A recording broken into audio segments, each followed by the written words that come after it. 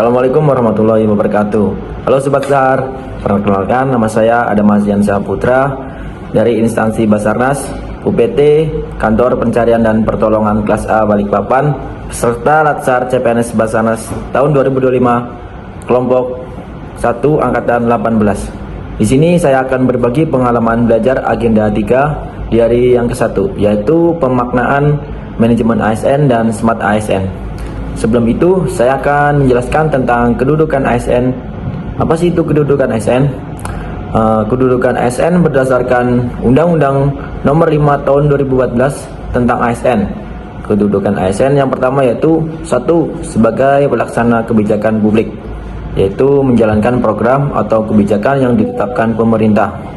Selanjutnya yang kedua yaitu sebagai pelayan publik, memberikan pelayanan yang profesional, transparan, cepat, dan akuntabel. Yang ketiga yaitu sebagai berkat dan pemersatu bangsa. Maksudnya yaitu tentang menjaga persatuan melalui pelayanan adil tanpa diskriminasi. Baik, selanjutnya yaitu tentang manajemen ASN.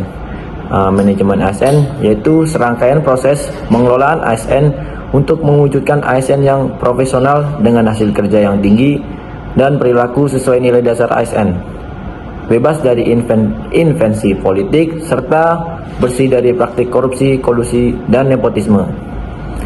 Smart ASN adalah konsep pengembangan aparatur sipil negara yang profesional, berintegritas, adaptif, dan melek teknologi untuk menjawab tantangan birokrasi modern serta mendukung terwujudnya smart governance.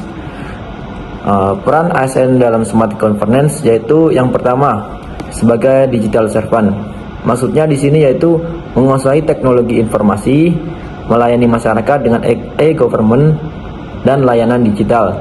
Yang kedua sebagai agent of change, yaitu mendorong inovasi, birokrasi adaptif, dan perkembangan teknologi dan kebutuhan masyarakat. Yang selanjutnya yaitu sebagai guardian of integrity. Maksudnya di sini yaitu menjaga transparansi, akuntabilitas, dan bebas KKN dalam pelayanan publik. Selanjutnya sebagai jembatan pemerintah dan masyarakat. Maksudnya di sini yaitu menyampaikan aspirasi masyarakat ke pemerintah serta memberikan solusi kebijakan responsif. Yang terakhir yaitu sebagai pembelajar sepanjang hayat. Maksud di sini yaitu terus mengembangkan kompetensi literasi digital dan wawasan global. Baik, mungkin itu tentang ASN dan smart governance, manajemen ASN dan smart governance. Apa itu ASN?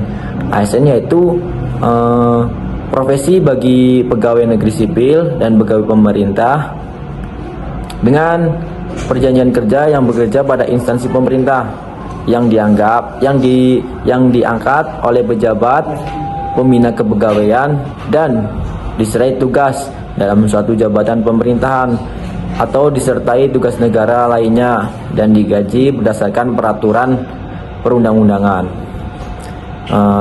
Pegawai ASN di sini tuh dibagi menjadi dua. Pegawai ASN terdiri dari PNS dan P3K. Pegawai PNS atau pegawai negeri sipil adalah warga negara Indonesia yang memenuhi syarat tertentu. Setelah itu diangkat sebagai pegawai ASN secara tetap oleh pejabat pembina kepegawaian untuk menduduki jabatan pemerintahan. Sedangkan pegawai pemerintah dengan perjanjian kerja atau P3K adalah WNI yang memenuhi syarat tertentu yang diangkat berdasarkan perjanjian kerja untuk jangka waktu tertentu dalam rangka melaksanakan tugas pemerintahan dan atau menduduki jabatan pemerintahan. Selain itu, tentunya ASN aparatur sipil negara ini memiliki kode etik ASN yang tercantum dalam pasal 4 Undang-Undang Nomor 20 Tahun 2023. Kode etik mengatur norma moral yang menjadi landasan perilaku ASN. Yang pertama yaitu menjunjung tinggi kehormatan negara, pemerintah, dan instansi. Kedua, menjaga integritas pribadi dan jabatan. Yang ketiga, tidak menyalahgunakan kewenangan. Yang keempat, menjaga kerahasiaan negara dan instansi. Selanjutnya, menghindari konflik kepentingan. Dan yang terakhir berperilaku adil dan tidak diskriminatif. Menurut Undang-Undang Nomor 20 Tahun 2023 tentang ASN, jabatan ASN itu sendiri terdiri atas jabatan manajerial. Di sini jabatan manajerial itu yaitu jabatan pimpinan tinggi, administrator dan pengawas, dan jabatan non manajerial atau jabatan fungsional dan jabatan pelaksana. Jabatan manajerial itu berfokus pada kepemimpinan untuk mencapai tujuan organisasi. Sementara jabatan non manajerial itu lebih mengutamakan keahlian dan keterampilan teknis di bidangnya. Jabatan manajerial, jabatan ini memiliki fungsi kepemimpinan dan bertanggung jawab dalam mencapai tujuan organisasi. Terdapat beberapa tingkatan dalam jabatan manajerial, yaitu jabatan pimpinan tinggi, yaitu utama, madya, dan pratama. Jabatan administrator, jabatan pengawas. Jabatan non manajerial, jabatan ini lebih berorientasi pada keahlian dan keterampilan tertentu. Yang berikutnya yaitu keterkaitan Smart ASN dengan Smart Governance. Smart ASN adalah aktor utamanya, di mana itu yang artinya individu aparatur yang cerdas, adaptif, dan berintegritas.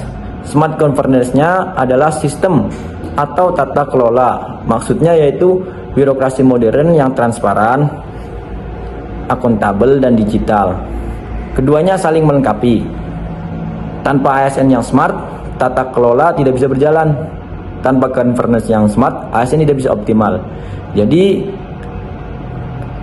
kesimpulannya, smart ASN adalah kunci utama terwujudnya smart governance. ASN yang berintegritas, profesional, dan digital ready akan mendorong birokrasi Indonesia menuju tata kelola pemerintah modern yang bersih, efektif, dan melayani masyarakat. Sekian video monolog dari saya, kurang lebihnya mohon maaf. Terima kasih. We are family, profesional, modern, teruji, Abhignam Jagat Samagram.